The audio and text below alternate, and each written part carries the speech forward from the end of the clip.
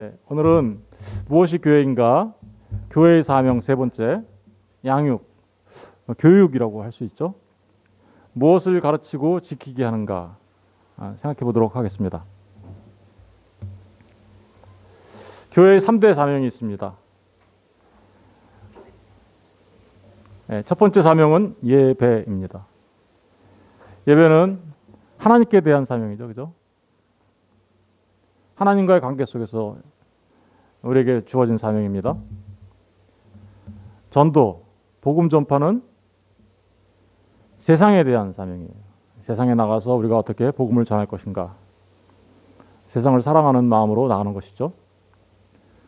오늘 마지막으로 오늘 공부할 양육, 교육의 문제가 교회의 세 번째 사명입니다. 이것은 성도들에 대한 사명입니다. 예, 세상에서 성도들을 불러 모았죠. 예, 세상으로부터 불림을 받아 모인 사람들, 우리는 교회라고 하죠. 그 교회를 어떻게 양육하고 교육해 갈 것인가, 굉장히 중요한 교회 사명이라 말할 수 있습니다. 하나님께 대한 사명은 수직적 관계 속에서의 사명이죠.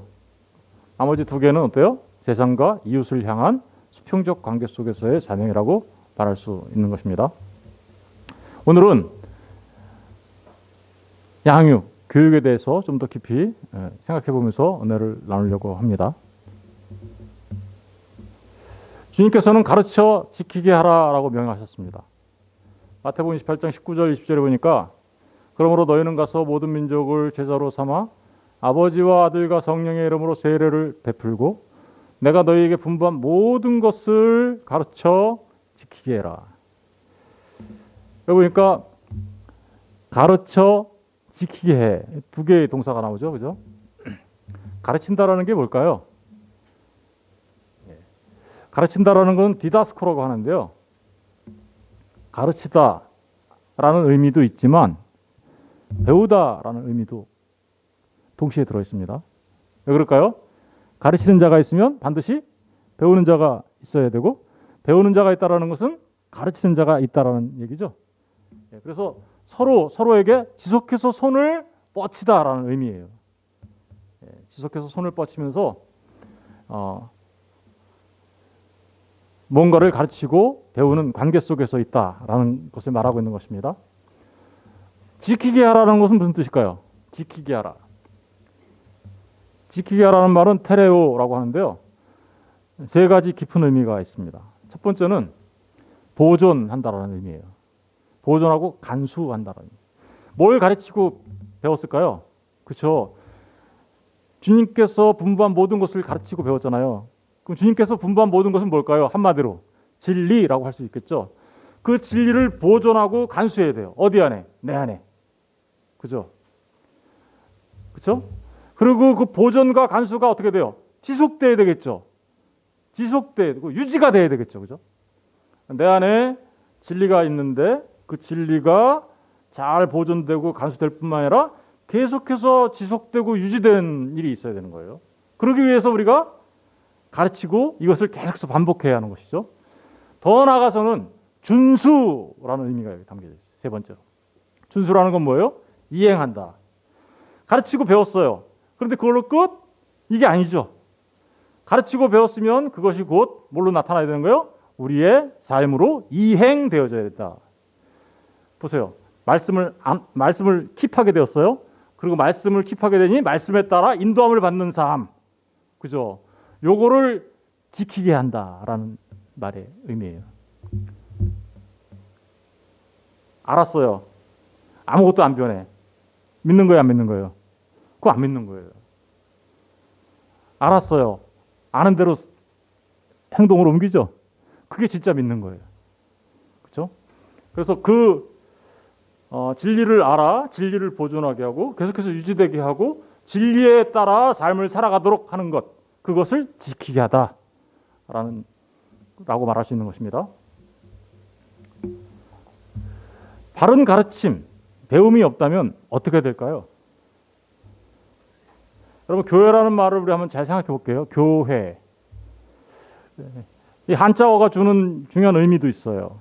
이 한자어가 교회라는 말에 중요한 의미를 부를 때 잘 가르쳐주고 있는데 교자가 무슨 교자예요? 가르치다. 가르칠 교자예요. 그리고 거꾸로 반대로 어떻게 가르치니까 본받다 이런 의미가 담겨 있는 거죠. 회는 무슨 회자일까요? 모으다, 모이다. 둘 다 누군가가 이렇게 모으는 거죠. 그리고 또 그렇게 되니까 누군가가 모으니까 어떻게 모이게 되는 거죠. 그러니까 어떻게 돼요? 서로 만나게 되는 거죠. 이걸 갖다가 회라고 하는데 잘 생각해 보세요. 가르치기 위해서 모아요. 가르치기 위해서 사람들을 모았네요. 그죠? 그 모으고 본받게 하기 위해서 모여요. 네, 가르치기 위해서 모으고 본받게 하기 위해서 모인다. 그리고 서로 만나서 모은 것을 가르치고 배운다. 이게 어디라고요? 이게 교회예요. 교회. 교회는 예수님께서 우리에게 분반 모든 것을 가르치고 배우는 곳이에요. 그리고 그것을 통해서 서로 만남을 통해서 그 진리를 간직하고 보존하고 지속하고 삶으로 살아내도록 하는 곳입니다. 이게 바로 교회예요.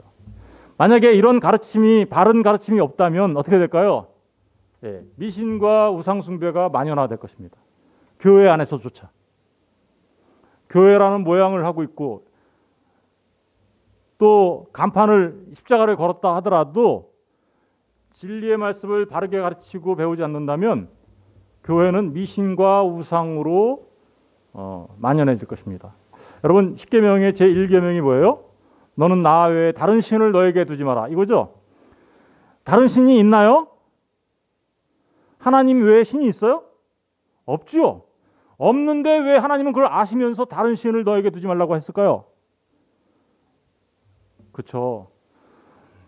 하나님은 무슨 말을 하는 거냐면 다른 신은 없어요. 그런데도 불구하고 다른 신을 너에게 두지 말라고 얘기하신 것은 네가 나를 다른 신으로 만들지 마 이런 뜻이에요. 하나님을 다른 신으로 만드는 사람들은 어떤 사람들일까요? 하나님을 하나님으로 알지 못하는 사람들이겠죠. 유대교. 하나님을 하나님으로 알고 있나요? 그들도 하나님 잘 섬긴다고 하잖아요. 바리새인, 서기관, 제사장, 대제사장 다 하나님 잘 섬긴다고 하잖아요. 예수님이 뭐라 그랬어요? 뱀들아, 독사들아. 왜 그럴까요? 하나님을 잘 몰라. 왜요? 진짜 하나님이 왔는데도 못 알아봐. 예수님이 왔는데 못 알아봐. 다른 신을 두고 있는 거예요, 그들은. 알라 신을 믿는 사람들 신을 믿는다고 하죠. 다른 신을 두고 있는 거예요. 예수님을 모르니까. 천주교 마찬가지죠. 한마디로 말하면 예수님께서 분부한 것, 다시 말하면 그 진리를 바르게 알지 못하고 하나님을 믿으면 그 자체가 뭐예요? 우상숭배예요. 꼭 뭐 산에 가서 뭐 장독대에 물 떠놓고 하는 이런 것만 우상숭배가 아니라 하나님을 제대로 알지 못하며 하나님을 믿는다고 하는 그 자체가 우상숭배예요. 그러니까 교회는 뭐 해야 되는 거예요? 그 하나님이 어떤 하나님인지 바르게 가르쳐줘야 되는 곳이죠. 그래야 미신과 우상숭배가 사라지게 될 것 아닙니까? 하나님을 바르게 믿게 될 거 아닙니까? 두 번째, 바른 가르침과 배움이 없다면 진리와 비진리에 대한 분별이 불가하게 될 거예요. 그죠? 진리와 비진리를 구분하지 못하면 진리와 비진리가 막 섞여 있어요. 혼합되어 있어요. 그러면 거기를 교회라고 할 수 있어요? 우리가 진리의 삶을 살아간다고 말할 수 있어요? 여러분 여기 물이 있는데 이 물에 흙탕물이 한 2방울 떨어져 있다고 한번 생각해 보세요. 마실 거예요? 아니 진짜 목마르면 마실 수도 있겠죠. 그런데 흙탕물이 아니라 청산가리면 한 방울만 떨어뜨려도 안 먹을 거 아니에요. 분별하지 못하면 나를 죽이는 걸 먹고 있다니까. 네? 잘못하면. 그러니까 교회가 바르게 하나님의 말씀을 가르치고 배우는 것은 우리의 생명과 직결되는 문제예요. 결국 저렇게 되면 교회가 교회로서의 정체성을 어떻게 될까요? 상실하게 되는 거예요. 간판은 십자가 걸어놓고 교회다 하고 얘기해놓고 더 이상 교회가 아닌 것이죠. 그러니까 바른 가르침과 배움은 너무너무 중요한 겁니다. 너무너무 중요한 거예요. 하나님은 성도가 바른 가르침과 배움을 통해서 자라기를 원하세요. 그래서 하나님은 그것을 위해서 가르치는 직분자를 세우셨어요. 가르치는 직분자. 에베소서 4장 11절에 보니까 그가 어떤 사람은 사도로, 어떤 사람은 선지자로, 어떤 사람은 복음 전하는 자로, 어떤 사람은 목사와 교사로 삼으셨으니, 이렇게 교회 안에 은사를 주시는 것은 바로 성도들이 성숙하고 자라갈 수 있도록 하기 위하여 가르치는 지도자들을 세웠다라는 거예요. 오늘날의 사도와 선지자는 없습니다. 이거를 지금 자세히 설명할 수는 없지만 오늘날엔 누가 있을까요? 복음 전하는 자, 목사와 교사. 목사를 왜 세울까요? 그러니까 목사와 교사. 예, 성도들이 잘할 수 있도록 하기 위해서 가르치는 장로로 세운 거예요. 목사와 교사는요, 목사 따로 교사 따로가 아니에요. 영어 잘 보세요. Some to be pastors and teachers. 목사들과 교사들이 하나예요, 하나. 무슨 얘기인지 아시겠죠? 하나의 기능을 갖고 있는 거예요. 그래서 목사는요, 잘 가르쳐야 돼요. 네. 그래서 제가 늘 기도하는 게 그죠? 하나님의 말씀을 잘 가르칠 수 있게 해달라고 그렇게 기도하는 거죠. 바르게 가르쳐야 되죠, 그죠? 네. 그래서 성도들이 하나님의 말씀을 잘 먹고 잘 자랄 수 있게 하는 것입니다. 직분자를 주신 목적이 있죠. 네, 아까도 여태까지 말씀드렸지만 직분자를 주신 목적은 성도를 준비시키는 겁니다. 어떻게 준비시키는 걸까요? 예. 에베소서 4장 12절을 보면 이는 왜냐하면 직분자를 왜 주셨냐면 이런 뜻이에요. 이는 왜 직분자를 주셨냐면 성도를 온전하게 하여 봉사의 일을 하게 하며 그리스도의 몸을 세우려 하십니다. 저게 뭐가 먼저인지 잘 모르겠죠, 한국말은. 근데 영어 성경을 보면 정확하게 알 수 있어요. 죄송해요, 영어 써서. To prepare, 준비하다는 뜻이에요. 준비해라. 준비하기 위해서. 왜냐하면 준비하기 위해서야. 뭘 준비하기 위해서요? God's people, 하나님의 사람들을 준비시키는 거예요. 뭐 할 수 있도록? For works of service. 그죠? 봉사의 일을 할 수 있도록. 봉사의 일을 할 수 있도록 성도들을 준비시키는 게 가르치는 거구나. 근데 준비시키는 것 자체로 끝나는 건 아니죠. 진짜 목적이 있어요. 그게 소데디아죠. 그죠? 예. 영어 시간 같아. 나 영어 잘 못하는데. 소데이아인데, 소데이아가 뭐예요? 뭐뭐 하기 위해서. 그죠? 또 body of Christ. 그죠? 예수님의 몸이 may be built up. 잘 세워질 수 있도록 하기 위해서 그런 거야. 소덴메이 용법이잖아요. 우리 중학교 때 배웠던. 그죠? 여러분 잘 생각해 보세요.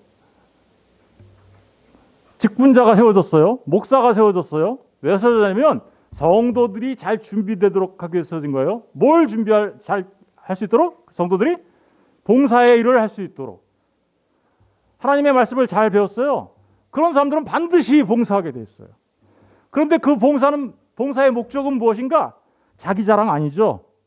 뭐예요? 그리스도의 몸된 교회를 아름답게 세우는 데 사용하는 것입니다. 이게 바로 직분자를 세워주신 목적이에요. 이렇게 하면 목회자가 어떨까요? 이렇게 되면 와, 신나겠죠. 정말 생각만 해도 신나요. 그런데 슬플 때도 있겠죠. 어떤 때가 슬플까요? 이러면 슬프겠죠. 열심히 가르쳐놨는데 포도원을 무너뜨리는 여우가 되는 거예요. 포도원이 뭐예요? 교회를 상징한다고 말할 수 있어요. 교회를 무너뜨리는 일을 하는 사람이 있어요. 교회 안에. 그러면 진짜 목회자들이 너무 슬프겠죠. 목사만 슬픈가요? 하나님도 너무 슬프시겠죠.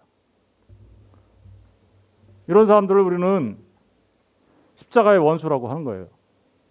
여러 사람들이 있을 수 있어요. 교회 안에. 네, 그리스도의 십자가의 원수로 행하는 사람들이 있어요. 그들의 마침은 멸망인데 너무 슬픈 거죠. 이스라엘 백성들이 홍해를 건너서 광야길을 가는데 달마다 막 모세를 원망하고 그냥 하나님을 원망하고 불평하고 그러다 어떻게 했어요? 광야에서 다 죽었어요. 그런 일이 있으면 너무 슬프겠죠? 그래서 그러지 않도록, 그죠? 그러지 않도록 성도를 바른 말씀으로 잘 가르쳐서, 그죠? 정말 봉사의 일을 할 수 있도록 준비하게 하고, 그래서 몸된 교회를 세워가는데 사용되어질 수 있도록 하는 거. 그게 바로 직분자입니다. 직분자는 무엇을 가르쳐야 될까요? 뭘 가르쳐야 될까요? 아까 답은 나와 있죠. 마태복음 28장 20절에 내가 너희에게 분부한 모든 것을 어떻게 알아요? 가르쳐 지키게 하라. 내가 너희에게 분부한 모든 것을 가르치라고 그러죠. 뭘까요? 내가 너희에게 분부한 모든 것. 두리뭉실하게 하나님의 말씀 이렇게 해도 맞아요. 하나님의 말씀 뭘까요?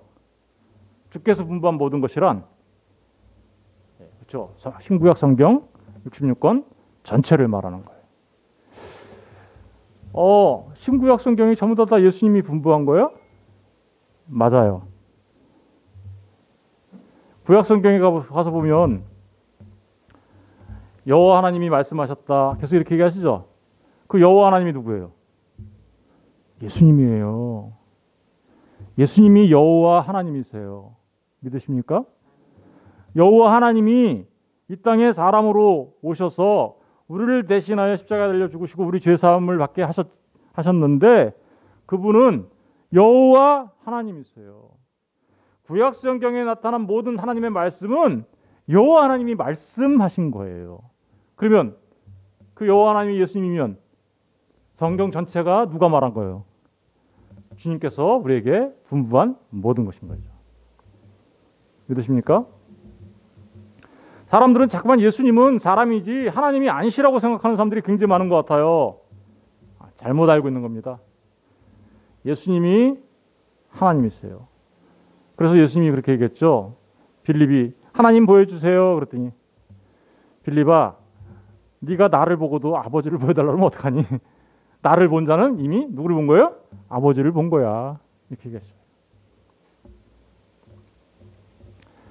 왜 가르쳐야 할까요? 그렇죠. 가르쳐야 되는 중요한 이유가 또 있어요. 그건 뭐냐면 신명기 8장 3절에 보니까 너를 낮추며 너를 줄이게 하시며 또 너도 알지 못하며 내 조상들도 알지 못하던 만나를 내게 먹이신 것은 사람이 떡으로만 사는 것이 아니요 여호와의 입에서 나오는 모든 말씀으로 사는 줄을 내가 알게 하려 하십니다. 사람이 뭘로 살아야 된다고요? 떡으로만 사는 게 아니요? 뭘로 산다고요? 여호와의 입에서 나오는 모든 말씀. 좀 아까 뭐라 그랬어요, 저거를? 주님께서 내가 너희에게 분부한 모든 것 이라고 말할 수 있겠죠? 근데 우리가 여기서 한 가지 조심해야 될 게 있는데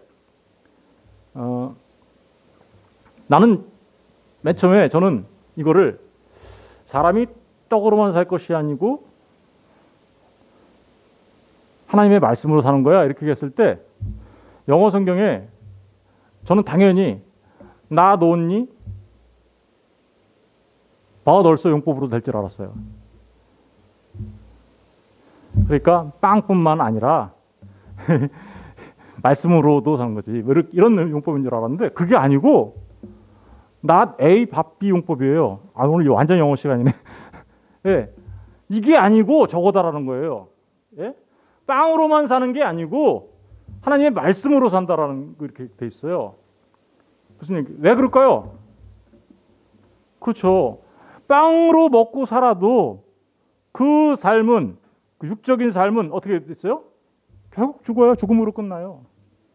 그런데 우리를 영원한 삶으로 이끌어 주시는 건 뭐예요? 영원한 생명 양식이라는 거죠. 사람이 영원히 생명으로 사는 거 그거는 빵으로 되는 게 아니야.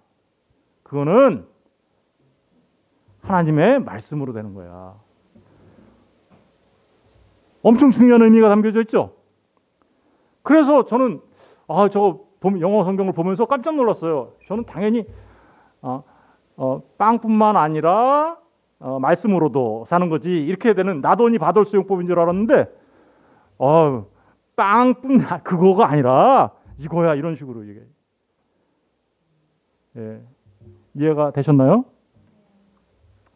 여러분들 영어를 잘하시는 것 같아요. 네, 좋아요.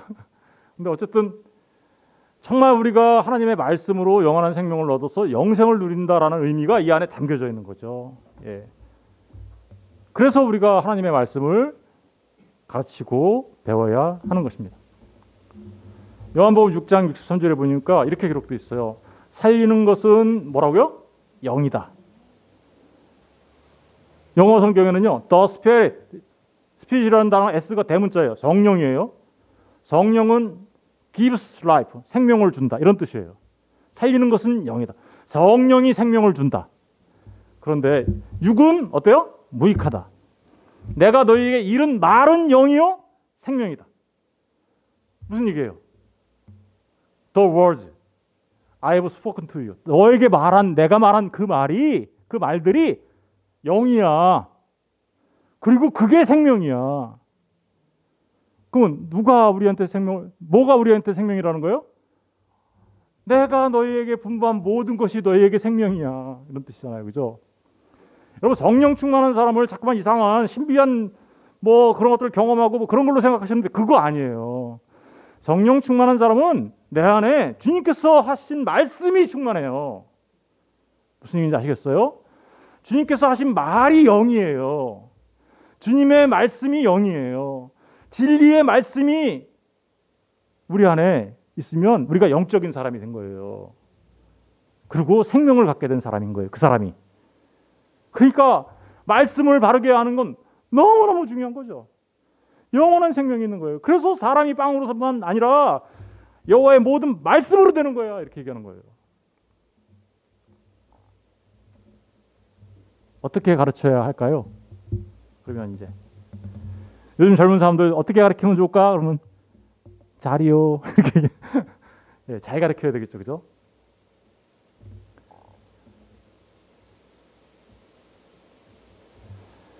여러분, 잘 가르친다라는 말이 하나님의 말씀을 잘 가르친다라는 게 무슨 의미일까요? 누가복음 24장 27절 한번 읽어볼게요. 다 같이 시작. 이에 모세와 모든 선지자의 글로 시작하여 모든 성경에 쓴 바 자기에 관한 것을 자세히 설명하니라. 여기 보니까 모세와 모든 선지자의 글 뭐예요? 구약 성경이죠. 글로 시작하여 모든 성경에 쓴 바 자기에 관한 것. 자기가 누구를 말하는 거예요? 예수님이죠. 그러니까 성경은 누구에 관한 것을 기록하고 있는 거예요? 예수님에 관해서 기록하고 있는 거예요. 그것을 예수님이 자세히 야, 이 성경 말이야, 나를 기록한 거야. 이렇게 얘기했죠. 그러면 우리는 하나님의 모든 말씀, 여호와의 입에서 나온 이 모든 말씀을 통해서 누구를 가르쳐야 된다는 거예요? 그렇죠. 예수를 가르치는 게 잘 가르치는 거예요. 교회에서 여러분 진짜 잘 가르치는 것은 어떠한 하나님의 말씀을 놓고도 그거 예수님에 대해서 얘기하는 거야 라고 말할 수 있어야 되는 거예요. 요한복음 20장 30절 왜 그렇게 해야 되냐면 이것 때문에 그렇죠. 오직 이것을 기록함은 너희로 예수께서 하나님의 아들 그리스도심을 믿게 하려. 그러니까 성경을 통해서 예수님이 하나님의 아들 그리스도심을 가르쳐 주어서 그죠? 그것을 믿게 하는 거예요. 그럼 그걸 믿게 되면 어떤 결과가 우리한테 올까요? 말씀을 갖게 됐네요. 그죠? 성경을 통해서 예수님이 누구인지 알게 됐네요. 진리를 알게 됐어요. 그러면 그것을 믿었어요. 또 너희로 믿고 결과가 뭐예요? 그 이름을 힘입어. 그 이름을 힘입는다는 얘기는 예수님의 인격과 사역이에요. 예수님이 누구이신지 알게 된 거고 예수님이 무슨 일을 저와 여러분을 위해서 하셨는지를 알게 되어 그 이름을 힘입어. 주님의 공로를 힘입어. 이런 뜻이죠.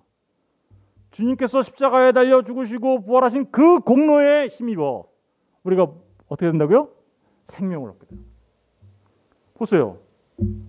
사람이 떡으로 살아요? 아니면 말씀으로 살아요? 말씀으로 살잖아요. 말씀으로 영원한 생명을 얻게 되는 거죠. 그러니까 잘 가르치는 건 뭐예요? 그렇죠. 성경에서 생명 대신 예수 그리스도를 가르쳐 그 예수를 알고 믿게 되어 생명 얻게 되는 것, 여러분들이 구원받아 하나님의 백성 되게 하는 것, 그러면 그걸 잘 가르쳤다 라고 말할 수 있는 거죠. 그렇습니다. 신구약 성경의 중심 주제는 예수 그리스도입니다. 그리고 그 목적은 우리 모두가 생명을 얻게 되는 것이죠. 생명을 얻게 되고 생명을 보존하고 생명을 유지하고 생명을 확장해서 생명으로 자라가는 것, 그죠? 가르쳐 지키게 되는 것, 예, 그게 바로 잘 가르치는 거예요. 가르치는 방법이 있어요. 그런데 가르치는 방법들이 있는데 어떻게 가르쳐야 될까요? 교리적으로 가르쳐야 돼요. 성경에서 말하는 핵심적인 내용들이 무엇인지를 잘 정리해서 가르쳐야 돼요. 지금 하고 있는 거죠. 두 번째는 구속사적으로 가르쳐야 돼요. 구속사적. 역사에 대한 관점이 두 개 있는데, 그냥 역사는 지나가는 거야, 이렇게 생각하는 사람들이 있는가 하면, 이 역사는 역사 속에 하나님의 구속의 역사가 펼쳐져 있어. 그걸 구속사라 그래요. 세 번째는 성경을 각 권을 장르별로, 그죠? 그 특성을 잘 파악해서 가르쳐줘야 돼요. 교리적으로 가르친다는 건 지금 우리가 하고 있는 거예요. 우리 벌써 1년 넘게 해왔죠. 성경에 대한 교리, 성경에 대해서 성경이 뭐라고 말하는지, 그죠? 하나님에 대한 교리, 하나님의 인격과 구원의 계획에 대해서, 예수님에 대한 교리, 예수님의 인격과 예수님께서 하신 구원 사역에 대해서, 성령님에 대한 교리, 성령님의 인격과 어떻게 성령님이 예수님께서 세우신 그 공로를 우리에게 적용시켜 주심으로 어떻게 우리를 구원하시는지, 인간에 대한 교리, 인간은 누구인지, 왜 인간은 죄를 범했는지, 죄 범한 결과는 무엇인지, 구원에 대한 교리, 어떻게 죄인이 구원받고 죄사함을 받아 구원받게 되는지. 여러분들은 죄사함 받으셨어요? 어떻게?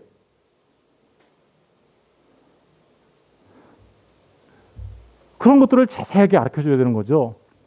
교회에 대한 교리, 지금 우리 교회 하고 있죠? 교회는 누구냐? 교회는 무엇이냐라고 제가 맨 처음에 무엇이 교회인가라고 지금 했죠. 사실은 엄밀히 말하면 틀린 질문이에요. 왜요?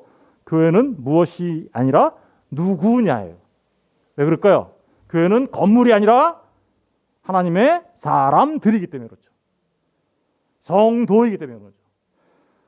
성전 건축한다고요? 천도에서 가르치면 되는 거예요. 그게 성전 건축이에요. 하나님의 성전. 너희 안에 성령이 있는 줄 모르느냐? 너희가 성령의 전인 줄 모르느냐? 우리가 성령의 전이에요. 성령의 전이라는 건 무슨 뜻이에요? 우리가 성전이라는 뜻이잖아요. 그리고 교회의 사명이 무엇인지. 지금 우리 교회 사명 세 번째 하고 있죠? 교회 안에 세워진 일꾼들은 어떤 일을 하는지 다음 주에 이제 할 거예요. 종말에 대한 교리. 우리 개인은 죽으면 어떻게 되는지. 죽으면 어떻게 돼요? 그럼 자세히 알아야 되겠죠. 그래야 소망이 있을 거 아니에요. 나는 죽어도 좋아, 이런 말을 할 수 있는 거 아니에요. 그죠? 진짜 신자들은요, 난 죽어도 좋아 이래요. 왜 그럴까? 그렇죠. 소망으로 가득 차 있으니까. 영원한 생명의 삶에 대한, 역사의 종말은 어떻게 오는지, 어떻게 끝나는지. 여러분, 이런 모든 부분들을 잘 체계적으로 가르쳐 주는 교회가 되어야 되겠죠. 두 번째는 구속사적으로 가르쳐야 됩니다. 구속사적으로 가르친다는 것은 단순한 역사를 가르치는 게 아니에요. 어떻게 구원의 역사가 이루어졌는가를 가르쳐줘야 되는 거예요. 여러분, 성경은요, 크게 창세기부터 요한계시록까지 보면 서론, 본론, 결론으로 되어 있는 거예요. 서론, 본론, 결론으로 되어 있는 건데, 이 서론, 본론, 결론, 그것은 크게 구속사적 관점에서 이 성경이 기록되어 가고 있는 거예요. 여러분, 구속사적 관점이라 함은 하나님께서 창조하시고, 그리고 인간이 타락했고, 그 타락한 인간을 어떻게 하나님이 구원하셨는지, 그리고 새하늘과 새 땅을 어떻게 완성하는지, 창조, 타락, 구속, 완성의 관점에서 하나님의 말씀을 볼 수 있어야 한다는 것이죠. 성경은요, 창세기 1, 2장을 서론이라 말할 수 있어요. 그래서 창조에 관한 게 기록되어 있죠. 그렇죠? 전능하신 하나님의 창조가 기록되어 있습니다. 본론에는 인간이 타락한 게 기록되어 있어요. 창세기 3장부터는. 창세기 3장부터 요한계시록 20장까지는 인간의 타락과 하나님께서 그 타락한 인간을 어떻게 구원하시는지 구원에 관한 본론의 얘기가 정말 다양한 모습으로 우리에게 설명되어지고 있는 거예요. 예? 때로는 내가 네 남편이야. 내가 너의 왕이야. 너의 주인이야. 그렇죠? 너의 창조주야. 와가지고는 어떻게 해요? 내가 너의 신랑이야. 내가 너의 머리야. 정말 다양한 모습으로 우리가 타락한 인간이 어떻게 구원받는지에 대해서 하나님이 우리를 어떻게 구원하셨는지에 대해서 자세하게 기록하고 있는 게 본론 부분이에요. 창세기 3장부터 요한계시록 20장까지. 마지막 요한계시록 21장, 22장은 완성에 대해서 얘기하고 있는 거예요. 결론이죠. 새 사람, 우리가 어떻게 새 사람으로 완성되는지, 그죠? 그러니까 새로운 피조물로서 완성되는지, 새 하늘과 새 땅, 그죠? 그것이 어떻게 완성되는지, 그 완성에 대해서 얘기하고 있는 거예요. 그러니까 보세요. 성경은요, 서론과 본론이라는 이 샌드위치 빵 쪽 안에 하나님께서 하시는 구원의 사역이 그 알맹이로 딱 들어가 있는 거죠. 이해되셨어요? 예. 그러니까 성경을 어떤 관점으로 보아야 하는지를 어떻게 가르쳐야 되고 배워야 하는지를 잘 보여주고 있죠.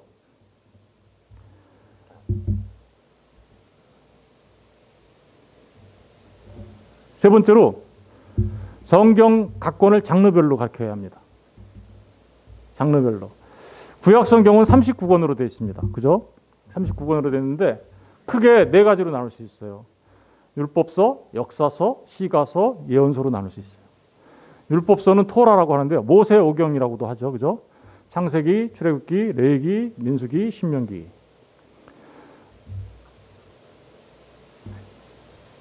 사실은 율법 거기에는 하나님의 율법과 이런 것들이 잘 자세히 기록되어 있는데 율법서이면서 사실 동시에 역사서이기도 해요. 사실은 역사를 기록하고 있기 때문에. 그런데 굳이 이제 우리가 나누기를 그렇게 나눈 거죠. 그런데 역사서가 또 있어요. 역사서는 여호수아, 사사기, 룻기, 사무엘상하, 열왕기상하, 역대상하, 에스라, 느헤미야, 에스더 이렇게 있는데 여러분 하나님은요 그냥 내가 너희를 이렇게 구원했어, 너희 나 믿어 이렇게 그냥 말로만 하신 게 아니에요. 그죠? 말로만 하신 게 아니라 역사 속에서 역사적인 사건들을 통하여 우리에게 계시해 주셨고 그 역사적인 사건들이 예언과 성취라는 구도하에서 이루어짐으로써 그 역사가 곧 하나님의 진리를 담고 있다. 구속의 역사를 담고 있다라는 것을 보여주신 거죠. 시가서는 그 하나님의 사랑을 시적인 표현, 문학적인 표현을 통해서 표현하는 거죠. 그러니까 역사서, 율법서를 보는 우리의 자세와 시가서를 보는 우리의 자세는 다르죠. 그렇죠?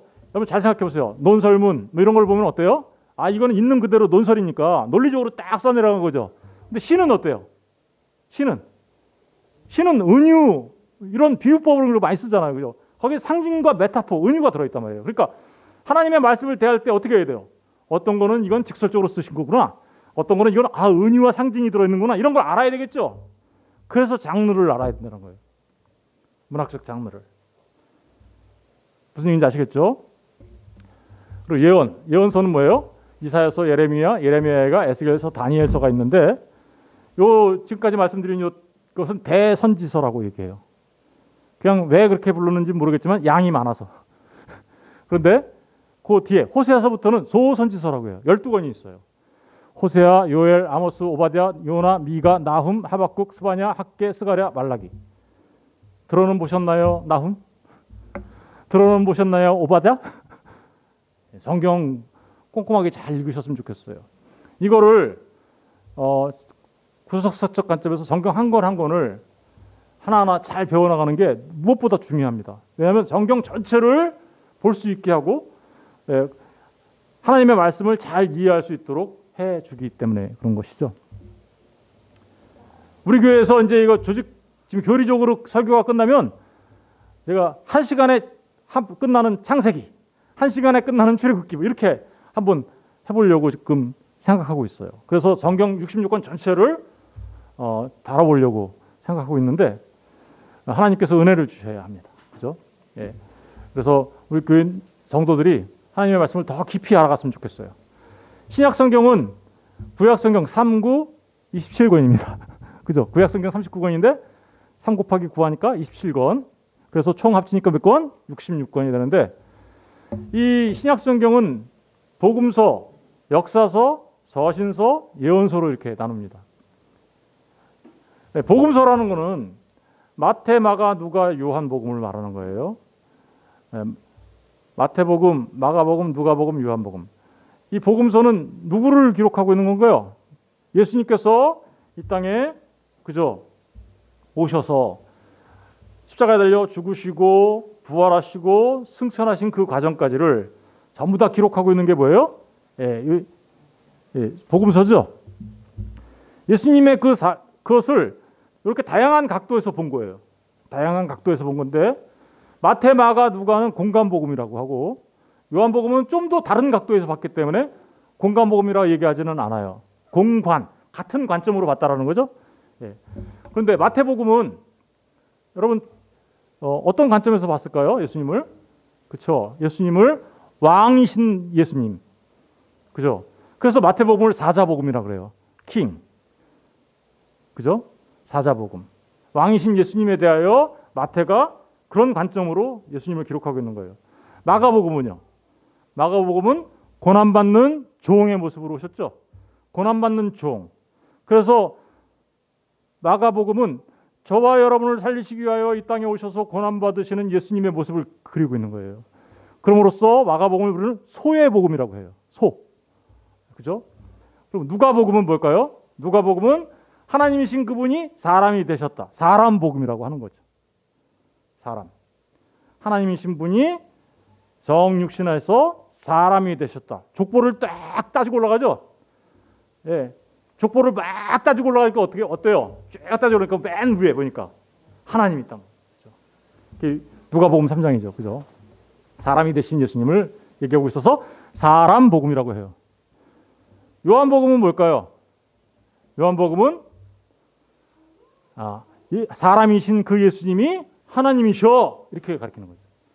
사람이신 그 예수님이 하나님이셔.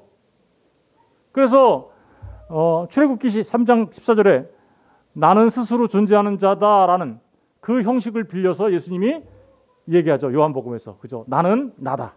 나는 선한 목자다. 나는 포도나무다. 나는 그렇게 에고 에이미 형식을 써서 뭐예요? 나는 스스로 존재하는 하나님이야. 그런데 그 하나님이 어떤 하나님이냐? 목자 되신 하나님이야. 이런 뜻이에요. 그 하나님이 어떤 하나님이시냐? 포도나무 되신 하나님이죠. 이런 의미 7가지를 얘기하잖아요. 그죠? 그게 바로 요한복음이에요. 역사서는 뭘까요? 역사서는 딱 한 권밖에 없어요. 사도행전. 사도행전은 무슨 역사를 기록하고 있는 걸까요? 그렇죠. 예수님께서 이 땅에 오셔서 저와 여러분을 살리시기 위하여 십자가에 달려 죽으심으로 우리 죄를 다 사하셨어요. 그리고 십자가에 달려 죽으시고 부활하시고 승천하셨어요. 그 다음에 보내주셨죠. 누구를? 성령을 보내주셨죠. 그랬더니 성령을 보내주시면서 뭐라고 약속하셨어요? 너희가 성령을 받으면 권능을 받고 예루살렘과 유다와 사마리아와 땅끝까지 복음을 전하는 증인이 될 거야. 이렇게 얘기하죠. 그러니까 성령이 왔더니 어떤 역사가 일어나는 거예요? 예루살렘부터 유다와 사마리아와 땅끝까지 복음이 전하는 일이 일어나는데 그 일이 어떻게 성취되었는지를 쫙 역사 속에서 어떻게 이루어졌는지를 기록하고 있는 게 사도행전이에요. 사도행전은 그러니까 성령 행진이에요. 성령님이 오셔서 어떻게 복음이 땅끝까지 전파되는지 역사 속에서 성취되어진 거죠. 지금 저와 여러분에게도 일어난 일이죠. 그죠? 그 결과로서 그죠? 서신서는 로마서부터 유다서까지 쭉 있는데요. 히브리서 전까지는 성경에 보면 로마서, 고린도전후서, 갈라디아서, 에베소서, 빌립보서, 골로새서, 데살로니가 전후서, 디모데 전후서, 디도서, 빌레몬서, 히브리서까지는 여기는 바울 서신이라고 해요. 누구 서신이라고요? 바울 서신. 왜 그럴까요? 바울이 썼기 때문에. 물론 히브리서는 작자미상이라고 알려져 있어요. 누가 썼는지 몰라요. 그런데 저는 히브리서조차도 바울이 썼다고 믿어요. 왜냐하면 그 문체나 거기 들어있는 그 내용들을 보면 이건 바울이 아니면 안 되겠구나라는 생각이 있기 때문에 그래요. 그래서 히브리서까지는 저는 바울 서신이라고 얘기하고 그 히브리서 뒤에 야고보, 베드로 전후서, 요한 1, 2, 3서, 유다서는 바울 서신이 아니죠. 그렇죠? 야고보서는 누가 썼어요? 야고보. 예수님의 동생이에요. 베드로 전후서는 누가 썼을까요? 베드로 사도가. 요한 1, 2, 3서는 누가 썼을까요? 요한 사도가. 유다서는 누가 썼을까요? 예수님 동생 유다가. 왜 서신서를 썼을까요? 이제 그러면 왜 서신서를 바울과 이렇게 사도들이 썼을까요? 그것은 복음서의 내용을 보니까 어때요? 와, 잘 모르겠어. 이거 무슨 뜻이에요? 잘 모르겠어. 그리고 어떻게 생활해야 될지 잘 모르겠어. 예수님의 제자로서. 그러니까 어때요? 야, 다시 설명해 준 거죠. 다시 설명해 준 거예요. 복음서를 다시 말하면 복음서를 해석해 준 거예요. 그게 서신서예요. 그러니까 복음서를 잘 모른다? 그럼 서신서에 가서 보면 답이 딱 나오죠. 이렇게 성경은 연결해서 보는 거예요. 무슨 얘기인지 아시겠죠? 예, 복음서를 잘 이해하지 못하니까 서신서를 통해서 잘 이해할 수 있도록 한 것이다. 이렇게 보시면 틀리지 않는다. 이렇게 보시면 되겠습니다. 마지막으로 예언서는 요한계시록이에요. 요한계시록은 미래에 대한 것만 있는 거냐? 그렇지는 않아요. 예언이라고 그러니까 여러분, 하나님은 어떠신 하나님이세요? 예전에도 계셨고 지금도 계셨고 영원히 계실 하나님이시죠. 요한계시록도 그래요. 예전에 일어났던 일과 지금 일어나고 있는 일과 앞으로 일어날 일을 다 기록하고 있는 거예요. 요한계시록에. 무슨 얘기인지 아시겠죠? 그런 측면에서 미래를 얘기하고 있으니까 예언이라는 의미를 썼는데 그런 측면에서 말하는 거예요.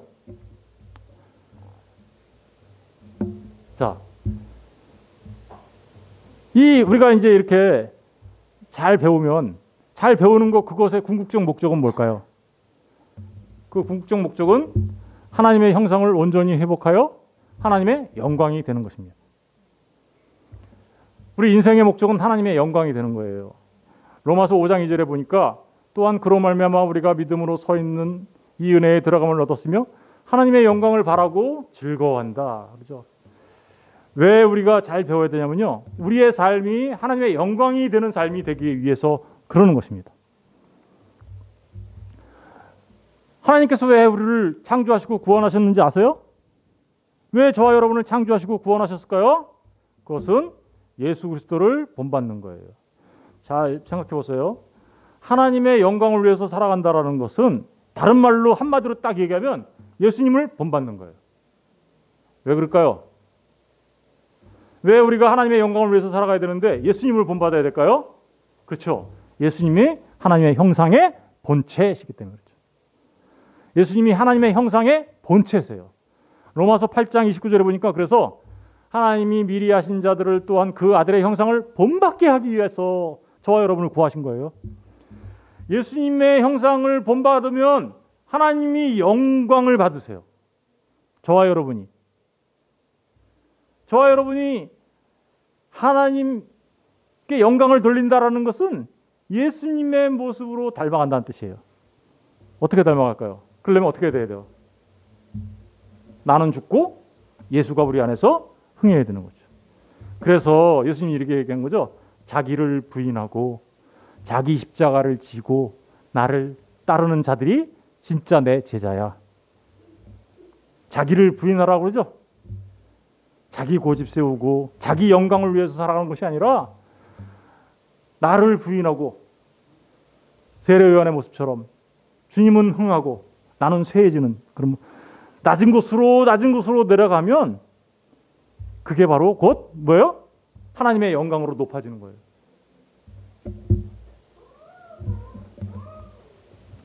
여러분, 하나님의 영광을 딴 데 가서 찾지 마세요. 사람들은 하나님의 영광을 이렇게 찾아요. 아유, 예수 믿고 부자 되면 하나님의 영광이지. 반대로 예수 믿고 가난해지면 하나님의 영광 가린 거예요? 예수 믿고 나은 병 고쳐지면 하나님의 영광이지. 그럼 반대로 예수 믿고 아파서 죽었어. 그럼 하나님의 영광 가린 거예요? 예수 믿고 어떻게 하다가 보니까 좀 망했어. 사업 같은 걸 좀 어렵게 됐어. 그럼 하나님의 영광 가린 건가? 예수 믿고 축구 시합 나가가지고 이겼어. 그럼 하나님의 영광이에요, 그거는? 진 사람은 뭐야? 진 예수 믿는 사람은 뭐예요?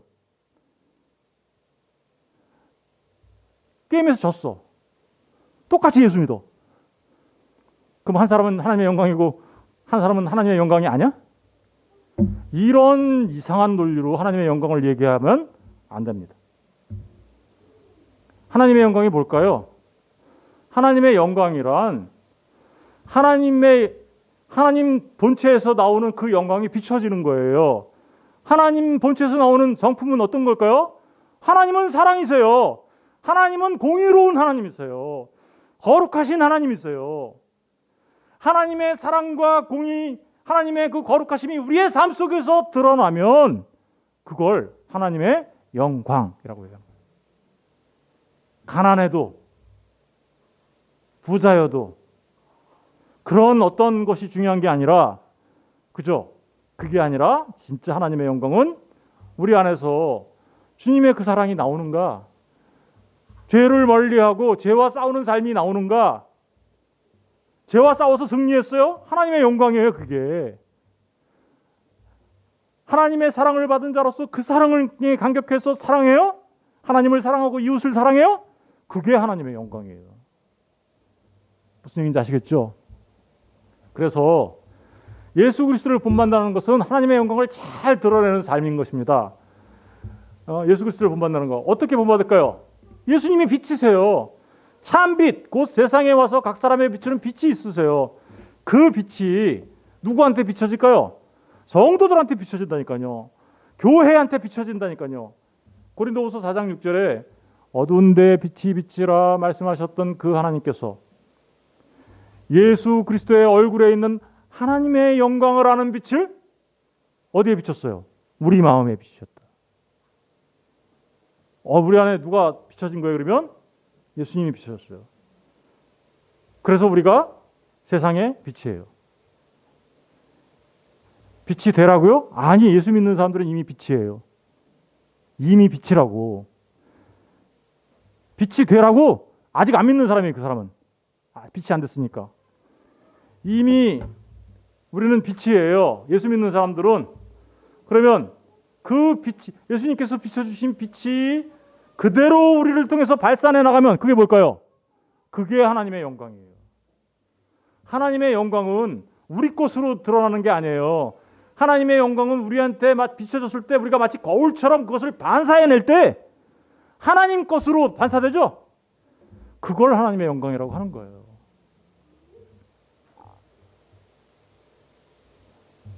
그러니까 뭐겠어요? 또다시 결론이 나는 죽고 예수로 살아야 되는 거죠. 내가 깨끗한 거울이 되어, 그죠? 깨끗한 거울이 되어 그 영광의 빛이 비춰진 나의 삶 속에서 주님의 빛이 비춰지게 하는 것이죠. 이걸 하나님께 영광이라고 말하는 겁니다. 그 하나님의 영광을 위해서 살아가야 하는 성도들이 그러한 삶을 살아갈 수 있도록 하나님의 말씀을 잘 가르치는 데 목적이 있다. 이 얘기를 하는 것입니다.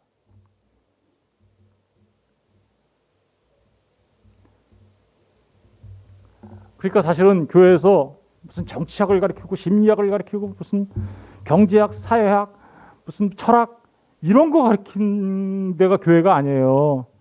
교회는 그야말로 말씀을 가르쳐서, 그죠? 예수 그리스도로 살 수 있도록 하는데 그 목적이 있어요. 그렇게 해야 뭐가 된다고요? 하나님께 영광이 되니까. 성도가 자라가는 것은 필수입니다. 에베소서 4장 13절에 보니까 우리가 다 하나님의 아들을 믿는 것과 아는 일에 하나가 되어 온전한 사람을 이루어 그리스도의 장성한 분량이 충만한 데까지 이르르니. 여러분, 저것도 한국말 너무 어려워요, 그죠? 잘 생각해 보니까 우리가 잘하는데 언제 어디까지 잘해야 될까? until 이렇게 써 있어요. 여기까지 잘해야 돼. 예. 어디까지냐면 우리가 도달할 때까지야. 어디에 도달할 때까지? 하나가 될 때까지. 하나에 이르게 될 때까지. 뭐 안에서? in the faith. 믿음 안에서. 그리고 and in the knowledge of the Son. 아들을 아는 것 안에서. 보세요. 믿는 것과 아는 것 안에서 하나가 돼야 된다 그러죠. 어떤 사람은 알아. 그런데 안 믿어. 알긴 하는데 안 믿어. 정도의 성도 아니에요. 정도라 말할 수 없어요. 그런데 어떤 사람은 믿는데 나는 믿어 라고 얘기하는데 아무것도 몰라. 그걸 뭐라 그래요? 맹신. 맹목적으로 믿는 거죠. 참 믿음이라 말할 수 없어요. 진짜 믿음은 믿음의 내용인 예수 그리스도가 누구인지 알게 되고 그분이 무슨 일을 했는지 알므로써 알아요. 그런데 그렇게 되니까 자신의 삶도 어떻게요? 아는 것, 그것을 믿게 되니까 삶조차 달라져요. 요걸 자람이라고 얘기하는 거예요.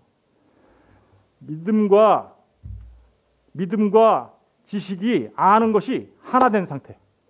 그걸 성장이라고 말하는 거예요. The Son of God 이렇게 돼 있죠. 하나님의 아들을 아는 지식이에요. 그렇죠? 그러니까 그러고 나서 어떻게 돼요? And become mature. 그러니까 성숙해지죠. 신앙이 성숙해졌다는 얘기가 바로 그런 얘기예요. 아는 것과 믿는 것이 하나 된 상태를 신앙의 성숙이라고 말하는 거고 그 상태가 attaining to the full measure. 장성한 분량에 참가하게 되는 거예요. 누구의 장성한 분량? The fullness of Christ. 뭐예요? 예수님의 장성한 분량. 그러면 예수님의 장성한 분량에 이르게 되면 어떻게 될까요? 하나님의 영광이 온전하게 드러나겠죠. 그래서 자라가라는 거예요. 여러분, 그런데 그것은 반드시 필수라는 거예요. 왜 그럴까요? 여러분 생각해 보세요. 여러분들이 아이를 낳는데 아이가 새 생명이 탄생했는데 안 자라. 1년이 지나 2년이 지났는데도 계속 그 모양 그 꼴로 있어. 그럼 어때요? 가슴 미어 터지겠죠? 미어 안 터져요? 터져요. 아니 애가 돌이 지나고 2살이 되고 3살이 되면 알맞게 자라고 나중에는 모유 먹다가 분유 먹다가 야채 먹다가 고기 먹고 막 근육도 이렇게 되고 이렇게 하면서 자라가면서 사람 구실을 해야 부모가 아이고 우리 아들 딸 너무 예쁘다 이렇게 얘기하는 거 아니에요. 똑같아요. 하나님도 새로운 생명으로 탄생해요. 성도가. 그러면 그 성도는 애기예요. 그 애기가 점점 모유 먹다가 분유 먹다가 야채 먹고 고기도 먹고 이러면서 자라야 될 거 아니에요. 근데 안 자라. 그러면 누구 속이 터질까요? 1차적으로 하나님이시겠죠. 2차적으로는 누굴까요? 목사 속이 뒤집어지겠죠. 와, 그렇게 가르쳤는데도 하나도 안 변하네. 그러면 진짜 눈물 나요. 그러면 진짜로 눈물 나. 그렇게 가르쳤는데도 안 자라면 눈물 난다니까.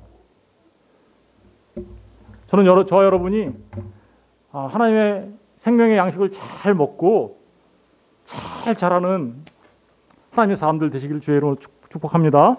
예. 에베소서 4장 15절에 보니까 거기 이렇게 기록되어 있어요. 오직 사랑 안에서 참된 것을 하여 범사에 잘하려면 뭐 하라고요? 그래요. 잘한다라는 게 영어로 그로업이라고 되어 있어요. 사실은 저게 부정적인 의미로는 야, 철 좀 들어라 이런 뜻도 있어요. 야, 철 좀 들어. 그로업 이렇게 얘기한단 말입니다. 그런데 진짜 철 좀 들어야 되겠죠, 우리가? 그리스도 예수 안에서 철 들어야 돼요, 우리. 그렇게 철 들어가는 삶을 자라간다라고 얘기하는 건데, 근데 그 철 들어가는 것은 어떻게 할 때 철이 드냐? 오직 사랑 안에서 참된 것을 할 때. 한국말은 이렇게 하는 것을 하여 이렇게 되니까 그게 얼른 이해가 안 되는데 영어 성경 보면 speaking the truth in love예요. 사랑 안에서 진리를 말하면서 이런 뜻이잖아요. 그렇죠? 사랑 안에서 배운 진리를 말할 때 내가 자라간다니까요. 아무것도 모르면서 어떻게 자라가요? 그렇죠? 왜요? 사랑 안에서 진리를 말한다라는 건 뭐예요? 내가 양식을 먹었다는 뜻이잖아요. 진리의 양식을 먹었다는 뜻이잖아요. 양식을 먹으니 어떻게 해요? 근육이 생기는 거죠. 이렇게. 근육이. 여러분, 불평 원망하지 말고 사랑 안에서 진리를 얘기하시라 말입니다. 예수님이 얘기하면서. 그렇죠? 그럴 때 그에게까지 자라가는 거예요. 그렇죠? 성도가 성장하면 어떻게 될까요? 그러면 이제 그 결과가 나와야 되겠죠? 성장하면 아이가 자라면 어떻게 할까요? 사람 구실하겠죠? 그렇죠? 똑같아요. 성도가 자라면 정도 구실을 하는 거예요. 예, 성도가 자라면 에베소 4장 14절에 왜냐하면 자라가면 우리가 이제부터 어린아이가 되지 그때부터 어린아이가 아니래요. 자라갔더니 그죠? 그랬더니 어떻게 돼요?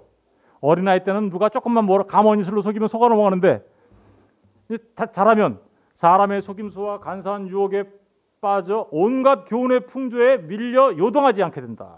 흔들림이 없어지는 거예요. 신앙 안에서. 그렇죠? 되게 재밌어요. 이게 영어 성경으로 보면 되게 재밌어요. 더 이상 어린애가 아니다. 토스백 앤 폴스라고 되어 있는데 되게 재밌는 표현이에요. 앞뒤로 막 왔다 갔다 하면서 흔들리는 그런 상태예요. 예, 그걸 저기서는 뭐라고 써 있어요? 요동한다. 뭐 이런 표현으로 지금 표현했는데 그리고 그 뒤에는 blown here and there. 바람에 휘날려서 여기 있다 저기 있다 막 이렇게 흔들리는 이런 흔들림이 없게 될 것이다. 견고한 믿음에 서게 될 것이다. 세상의 속임수에 안 속아 넘어가. 이게 바로 자람의 결과예요. 두 번째 자람의 결과는 이런 거죠. 에베소 4장 16절에 그에게서 온몸이 각 마디를 통하여 도움을 받음으로 연결되고 결합되어 각 지체의 분량대로 역사하여 그 몸을 자라게 하며 사랑 안에서 스스로 세우느니라. 아까 성도를 가르치기 위하여 직분자를 세운 목적이 뭐였어요? 직분자를 세운 목적은 성도를 준비시키는 거라고 그랬죠. 그죠? 준비시키는데 무엇을 위해서 준비시켜요? 봉사의 일을 할 수 있도록 준비시키는 거다. 근데 봉사의 일을 하게 준비가 되면 그 최종적인 결과는 뭐였어요? 그리스도의 몸이 세워지는 거였죠. 똑같잖아요. 사랑 안에서 스스로 세워져 가는 거예요. 어떨 때 스스로 세워져 갈까요? 예, 제가 영어로 빨갛게 해놨는데 as each part does its work 이렇게 돼 있죠. 오늘 설교를 계속 영어를 하게 되니까 죄송한데 뜻이 명료해서 지금 이번에는 그렇게 한 거예요. 뜻이 좀 더 명료. 왜냐하면 저 무슨 얘기냐면 교회는 우리 모두는 교회의 지체죠. 우리 모두는 교회에 어떤 사람은 눈의 역할을 하고 어떤 사람은 코의 역할을 하고 어떤 사람은 팔다리의 역할을 한단 말입니다. 각 파트가 제대로 그 기능을 할 때, 그죠? 제대로 그 기능을 할 때 사랑 안에서 교회가 온전하게 세워져 간다는 거예요. 눈의 역할을 하는 사람은 눈의 역할을 해야 되는 거고 팔다리의 역할을 하는 사람들은 팔다리의 역할을 온전히 감당해낼 때 그때 교회가 아름답게 세워져 간다. 그러니까 가르치는 목적은 뭐예요? 각자의 역할을, 다시 말하면 봉사의 일을 잘 감당할 수 있게 하는 것이죠. 각 지체의 분량대로 역사하는 거예요. 그게. 그리고 저기 되게 재밌는 표현이 joint and held together 이렇게 돼 있잖아요. 서로 관절이 막 연결되어 있는 것처럼 서로가 연결되어 있다는 거예요. 이렇게. held together 함께 이렇게 지탱하고 유지해 나가는 거죠. 그리고 이 리가먼트라는 게 관절이잖아요. 관절 뭐야? 인대 같은 거예요. 그거 잘 연결되어 있어야 튼튼하잖아요. 우리가 교회를 마치 지금 사람 몸에 비교해 가지고 설명하고 있어요. 그럴 때 든든하게 세워져 가는 것이다. 이게 성장한 성도의 모습에서 나타나는 거예요. 잘 연결되어 있어요. 서로가. 뭐 안에서? In love, 사랑 안에서. 그리고 그 사랑 안에서 각자의 역할을 잘 감당할 때 교회가 아름답게 세워져 가는 것입니다. 제가 네모난 거 이렇게 했을까요? 각자의 역할을 잘 감당할 때 너무 중요하죠? 여러분들이 각자의 역할을 감당할 때 그리스도의 몸된 교회가 아름답게 세워져 간다. 이거 강조하고 싶어서 제가 박스 쳤어요. 베드로전서 2장 9절. 세 번째로 우리가 잘하면 뭐 같은 사람이 될까요? 왕 같은 제사장이 되는 거예요. 여러분, 왕 같은 제사장. 그러니까 왕이면서 제사장이라는 얘기죠. 왕이에요. 왕인데 제사장이라는 뜻이에요. 영어로는 그냥 로열 프리스트후드라고 써놨는데 사실 왕이면서 제사장이라는 뜻이에요. 왕이 뭐 하는 거예요? 왕은 다스리는 거죠. 왕은 통치하는 거잖아요. 그런데 이 왕은 세상의 왕과 달라요. 세상의 왕은 자신의 권력과 자신의 힘으로 군림하고 통치하죠. 그런데 여기서 말하는 왕은 어떤 왕일까요? 군림하고 통치하는, 자신의 권력과 힘으로 군림하고 통치하는 게 아니라 사랑으로 섬기는 통치예요. 섬겨요. 섬기는 왕이에요. 그래서 섬기는 왕으로 오신 분이 누구세요? 예수님이잖아요. 그 섬기는 왕으로 오신 예수님처럼 살아가는 그 왕 같은 이라는 말이고요. 제사장이라는 말은 무슨 뜻일까요? 이 땅에 대제사장으로 오신 분 계시죠? 그분은 어떤 일을 했어요? 백성들을 위해서 자기 자신을 십자가에 내어줬습니다. 그죠? 다시 말하면 왕 같은 제사장이라는 것은 사랑으로 섬기며 자기를 희생하여 백성들을 돕는 사람, 이런 뜻이에요. 그죠? 성도들을 자기를 희생해서 돕는 사람들, 사랑으로 섬기는 사람들을, 그 사람들이 바로 정장한 성도의 모습인 것입니다. 하나님의 은혜는 말씀과 함께 옵니다. 이 하나님의 은혜가 뭔가? 하나님 은혜. 그것은 우리 주 예수 그리스도의 공로겠죠. 우리 주 예수 그리스도의 공로가 나에게 적용되면 그걸 우리는 뭐라고 할 수 있어요? 하나님의 은혜라고 말할 수 있는 거죠. 그런데 우리 주 예수 그리스도의 공로를 우리에게 적용시켜 주시는 분은 누구예요? 성령 하나님의 역사죠. 성령 하나님의 역사가 없으면 우리는 은혜 받을 수 없어요. 예수 그리스도의 십자가가 없으면 우리 은혜 받을 수 없고요. 예수 그리스도의 십자가가 지금 있는데도 은혜 받지 못한 사람들 많이 있죠. 왜 그럴까요? 성령의 역사가 없기 때문에 그래요. 그죠? 예수 그리스도의 십자가의 공로를 우리에게 적용시켜주는 성령의 역사가 있는 그들을 우리는 은혜 받은 사람이다. 하나님의 은혜가 있는 사람이다. 라고 얘기할 수 있는 거예요. 그런데 그 성령의 역사는 반드시 은혜의 방편인 말씀을 가르치고 배우는 것을 통해서 옵니다. 말씀을 선포되어질 때 성령님이 역사해서 마른 뼈와 같았던 자들을 생명으로 살아나게 하고, 그죠? 그래서 하나님의 군대가 되게 하는 거예요. 에스겔 골짜기에, 그죠? 그래서 그걸 우리는 뭐라 그래요? 거듭남, 중생, 새로 태어남, 새로운 피조물 되었다, 이렇게 얘기하는 거죠. 그걸 은혜 받은 상태예요. 그런데 거기서 멈추지 않죠. 지속하고 보존하고 확대해야 되잖아요. 그죠? 계속해서 자라가야 되잖아요. 그래서 계속 점진적으로 확대해 가야 되는 것이죠. 뭘 통해서 그렇게 되나요? 계속해서 말씀을 통해서, 계속해서 말씀을 통한 성령의 역사를 통해서 이루어지는 것이죠. 낮에는 구름기둥, 밤에는 불기둥으로 인도해 가신다. 그 말이 무슨 뜻이에요? 성령 하나님의 인도하심을 받았다라는 뜻이에요. 그렇게 됐을 때 우리 삶 속에 어떤 열매가 맺히나요? 우리의 믿음이 점점 자라가게 되는 거죠. 우리의 마음 안에 점점 회개가 커져가는 것이죠. 왜 그럴까요? 주님의 말씀이 우리 안에서 살아 역사할 때 우리는 우리 자신들이 얼마나 죄인의 괴수인지 알게 돼요. 그리고는 우리의 죄인의 괴수된 우리의 모습을 발견하게 되면 주님 없으면 난 죽습니다 하고 주님께만 매달리게 되죠. 주님 절대 의존자가 되는 것이죠. 우리의 믿음과 주님 앞에 점점 작아지는 자신의 모습을 보게 됩니다. 하나님의 크심을 알게 됩니다. 그러니 어떻게 해야 될까요? 무릎 꿇고 기도할 수밖에 없게 되는 거죠. 여러분, 자기 자신이 죄인의 괴수인 것을 발견하는 거, 그게 은혜의 시작이에요. 그리고 나에게 죄인의 괴수를 살려주신 그 예수님의 은혜를 아는 거, 그게 진짜 은혜예요. 그것 때문에 우리는 주님 아니면 난 죽어요라고 주님만 붙잡게 됩니다. 무릎 꿇고 기도하게 됩니다. 믿음이 점점 강화되겠죠? 흔들리지 않겠죠? 이걸 자라감, 성장이라고 말하는 겁니다. 성장하니까 점점 세지는 거 아니에요. 점점 내가 약해져요. 그리고 점점 약해진 그가 주 예수 안에서 강해져요. 아니, 이상한 말이 어딨어요 도대체 이게. 이해가 되셔야 돼요 이게. 그래서 약할 때 강함 되시는 거예요. 여러분 이제 말씀을 맺습니다. 우리 다 읽으면 좋은데 파랗게 썼고 빨갛게 써 있는 부분만 읽을게요. 다 같이 시작. 믿음의 결국 곧 영혼의 구원을, 믿음의 결국은 영혼의 구원을 받는 거예요. 그런데 이 구원에 대해서 빨간 거, 이 구원에 대하여는 파랗게 쓴 거 읽어보세요. 첫 번째, 선지자들이 연구하고 부지런히 선지자들도요 연구하고 부지런히 살폈던 구원이에요. 우리 어떻게 해야 될까요? 목사 첫 번째로 정말 부지런히 연구하고 살펴야 되겠죠. 성도들은 나는 안 해도 돼 그런가요? 성도들도 또 그래야 되는 거죠. 그 다음에 밑에 파란 거 성령 시작.